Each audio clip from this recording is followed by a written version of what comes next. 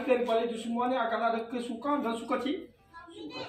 Ya, kami berterima kasih dan kami bangga. Ada 2 di antara sahabat kita dari Medan ini bertugas di kantor daerah. Ya. Zaman kalian ini berbeda, ini namanya zaman digital atau apa? Milenial atau 4. Tolong doakan kami dalam pelayanan yang baru ini dan tolong dukung kami.